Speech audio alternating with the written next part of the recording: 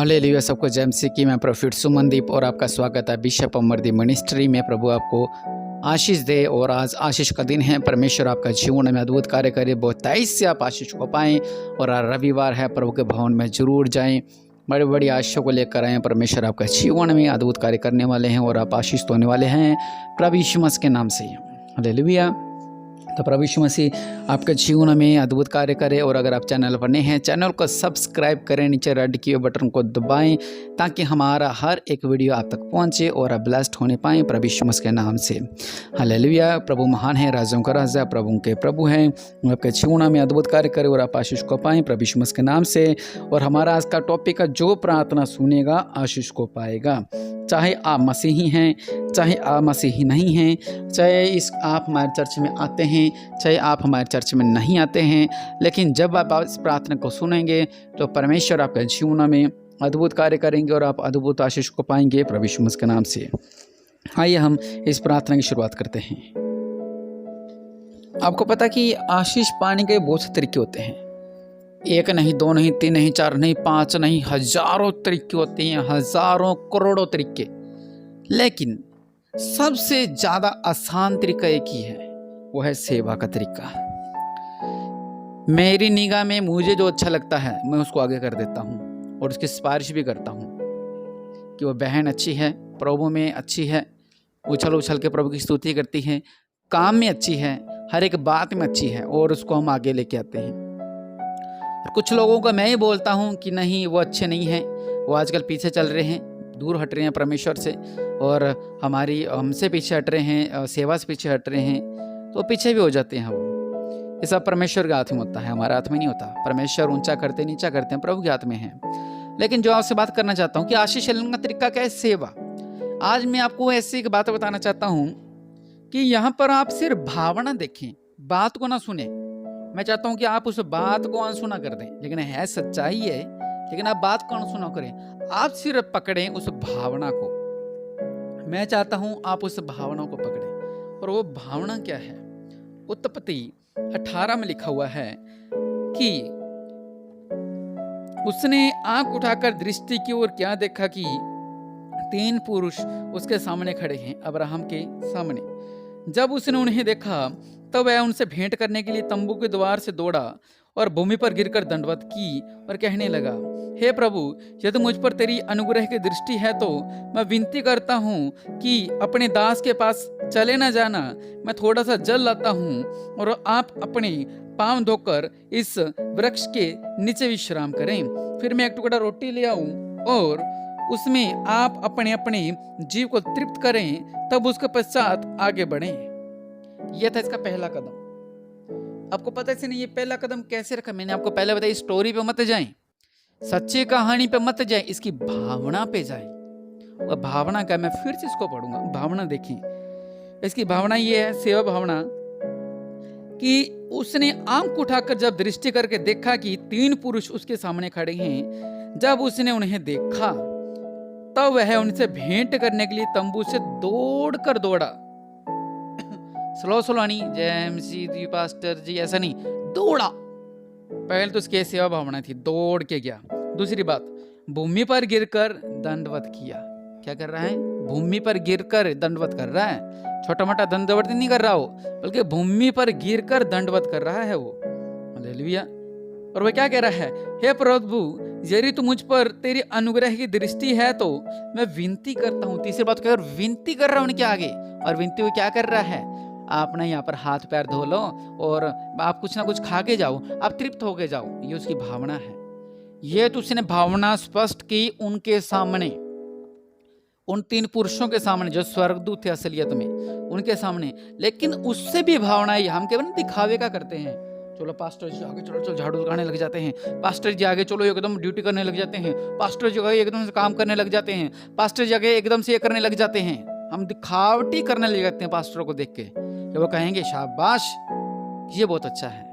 हमारे एक टीम का लड़का था, और आज से 10 साल पुरानी बात बता रहा हूँ। वैसे वो खड़ा रहता, 5 बंदे काम करते रहते हैं, और जब पास्टर जी आते तो वो झाड़ू हाथ में ले लेता और क्या कहता कि मैं काम कर रहा हूँ।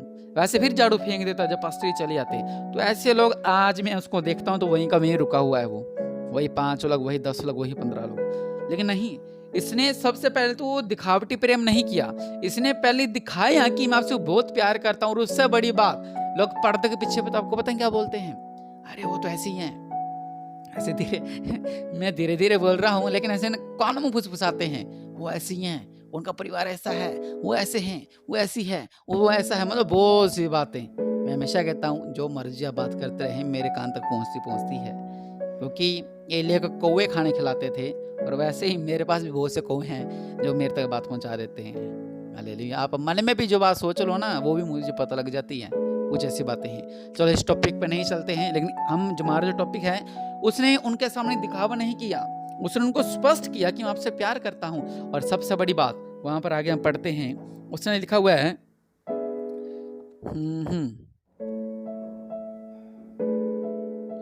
तब अब्राहम तुरंत तंबू में सारा के पास गया और कहा, 3 से मैदा जल्दी से गूंद ले और फुलके बना। फिर अब्राहम एक बलि झुंड में दौड़ा और एक कोमल और एक अच्छा मांस लेकर अपने सेवकों को दिया। उसने जल्दी से उसे पकाया। तब उसने दूध और दही को और जो उसने पकाया था लेकर उनके आगे परोस दिया। यहाँ पर उससे बड़ी बात है, अंदर की बात। यहाँ पर उसने बाहर तो पहले दिखावा नहीं किया, हकीकत दिखाई कि मैं आपसे प्यार करता हूँ। जब अंदर गए, उसने अपनी पत्नी से क्या बोला, फटाफट आटा गूंद ले, अपने उन्हें क्या करना है, बाहर कुछ परमेश्वर के दास लोग हैं, उनके लिए खाना बनाना है। और आगे से उसने ये नहीं बोला, मेरे से तो नहीं बनता, 3 पास्टर जी आए हैं, मैं अकेले 3 लोगों का खाना कैसे बना सकती हूँ, मैं अकेले 4 लोगों का खाना कैसे बना सकती हूँ। नहीं, उसने फटाफट आटा गूंदा और रोटी बनाने लगी और फटाफट बलि लेने के लिए गया। कौन? जो अब्राहम था। उसने अच्छे से अच्छा, उसने जो मीट होता है, समझ लो आप, जिसे मटन बोल रहे हैं, ऐसी चीज को उसने लेकर आके उसको पकवाया और दूध और दही उनके सामने आगे परोस दिया। देख लो कितना कुछ कर रहा है वो क्यों कर रहा है पता आपको? सिर्फ आशीष के लिए। और मैं आपसे एक सबसे गहरी बात बता रहा हूं, सबसे गहरी बात जो परमेश्वर ने मेरे मन में अभी डाली। और इस टॉपिक को मैंने तैयार नहीं किया था, मैं सीधी प्रार्थना करने वाला था आप लोगों के लिए, लेकिन मेरे मन में परमेश्वर ने वचन को डाला अभी अभी।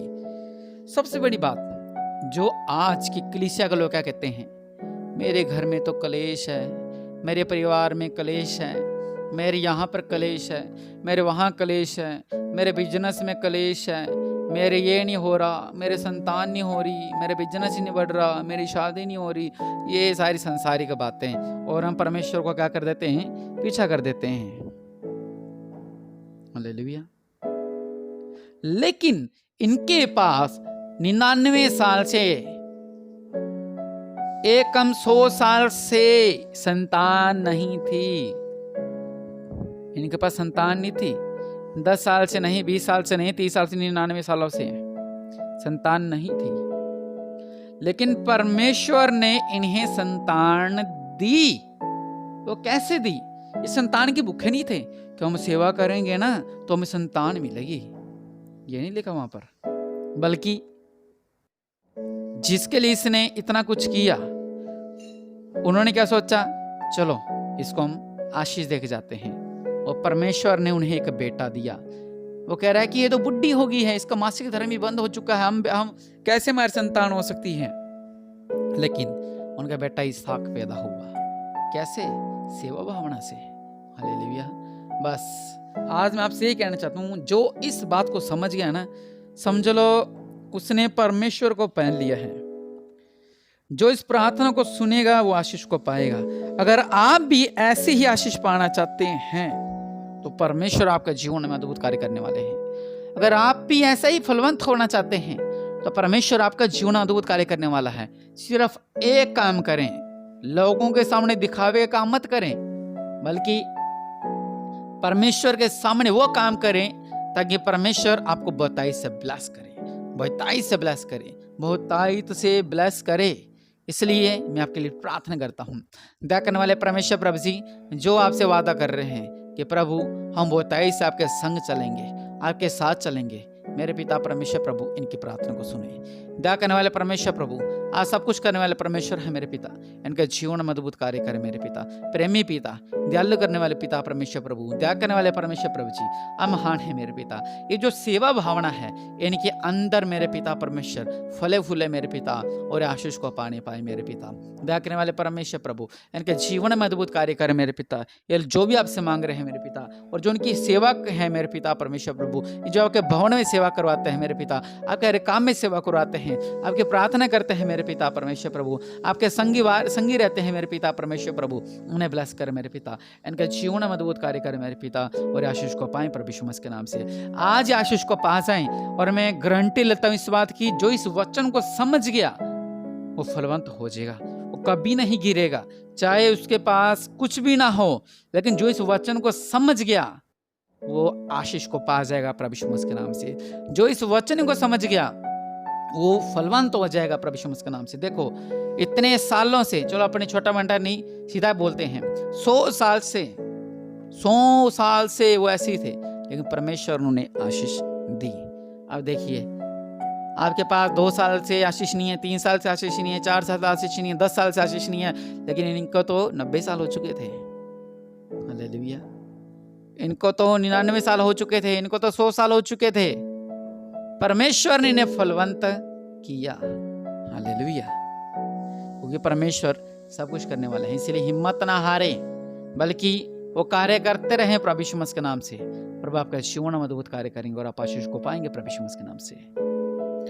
तो परमेश्वर ने उन्हें 100वें साल में आशीष दी थी। मैं आपको एक उदाहरण दे रहा हूँ ऐसे 90-99 वाला, मतलब कि ताकि आपको इस बात का एहसास होने पाए कि आप अभी तो 10 साल के हो, 15 साल के से आपकी ज़रूरतें पूरी नहीं हो रही हैं, लेकिन वो बेचारे 100 सालों उन्होंने इंतजार किया, तो परमेश्वर ने चमत्कार किया। इसीलिए प्रभु आपके जीवन में अद्भुत कार्य करें, और बताइए से आप आशीष को पाएंगे इस प्रार्थना को सुनकर। जो इस वचन को समझ गया वो आशीष को पाएगा प्रभु के नाम से। आमीन।